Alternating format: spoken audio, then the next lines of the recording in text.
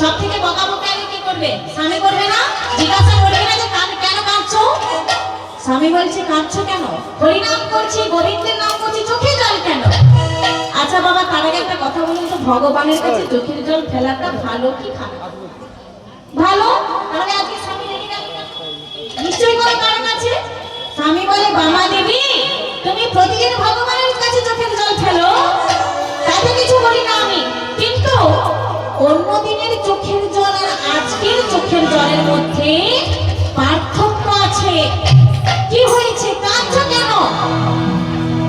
বামা দেবী বলে জানো স্বামী, চেয়ে দেখো এই জগতে কত মায়েরা বাবারা আছে যাদের কোলে কত ছেলে মেয়েরা আছে, কত নাতি নাতনি ছেলে মেয়েরা সবাই আসছে। আমারও ইচ্ছে হয় আমারও যদি একটা সন্তান ছেলে বা মেয়ে থাকতো, আমিও তাকে কৃষ্ণ নাম করাতাম, আমিও তাকে কৃষ্ণের ভক্ত করাতাম। থামো, তুমি না ভক্তের ভগবান, আর ভক্ত হয়ে তুমি ভগবানের কাছে চাইতে যাচ্ছ। আচ্ছা মায়েরা, আজকে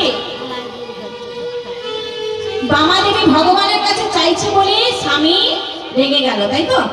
আচ্ছা আপনারা আগে বলুন তো, ভগবানের কাছে যে আমরা চাইতে যাই, সবাই চাইতে যাই, মনের বাসনা সবাই পূরণ করি, আপনি আমি গোটা পৃথিবী চাই।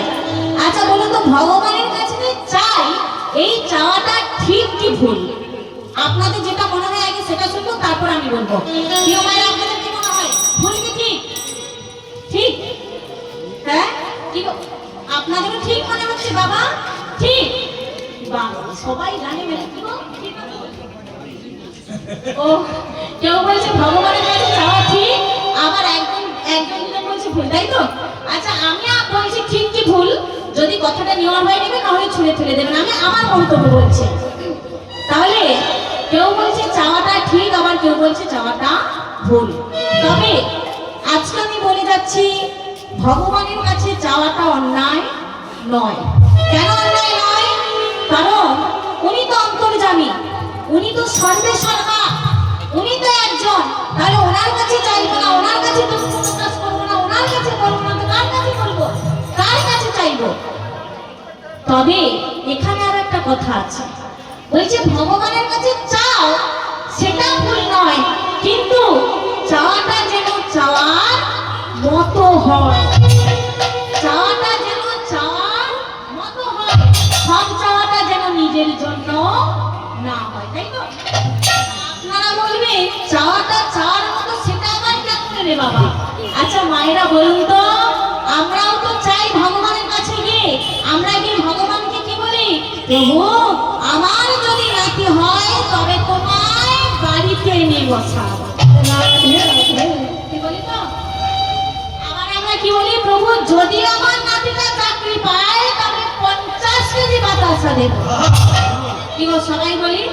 আচ্ছা বাবা, আপনারাই বিচার করে বলুন, একজন দালাল ওনাকে গিয়ে বলছেন বাবু যদি ছেলে চাকরিটা হয়ে যায় তবে 10 লাখ টাকা বাড়ি পৌঁছে দেব, তাহলে সেই টাকাটাকে আপনাদের এখানে কিসের টাকা বলে?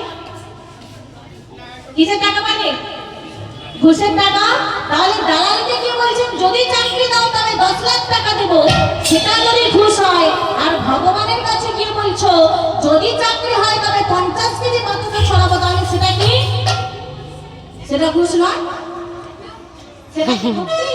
অনেকে আবার আমার সাথে তর্ক করে, চুপ করো, ওগুলো নাকি ভক্তি। কিন্তু আমি বলবো যে ভক্তি ফলে দেবে সে আগে দেবে, সে কখনো বলবে না, ভগবানের সাথে চুক্তিপত্র করে নেবে না যে যদি দাও তবে দেব, তাহলে আগে দাও। তোমার মনের ইচ্ছে তুমি না বলতেই ভগবান তোমার ইচ্ছে পূরণ করবে। আগে চাওয়ার আগে ওনাকে দিয়ে দাও, আত্মসমর্পণ করো। তো মায়েরা আবার দেখবেন কেউ কেউ ভক্ত আছে, ওনারা কি বলে, দয়াময় ছেলেটা কষ্ট করছে, পড়াশোনা করছে, তুমি বিবাহ করে একটা চাকরি দাও, ব্যবসা বাণিজ্য করে যেন উন্নতি করতে পারে, আর এই চিন্তা করো বড় হয়ে মানুষের মতো মানুষ হয়ে যে রোজগার করবে, সেই রোজগারকে যেন তোমার সেবায়, ভক্ত সেবায়, মানুষের পাশে দাঁড়িয়ে যেন মানুষের মতো মানুষ হতে পারে।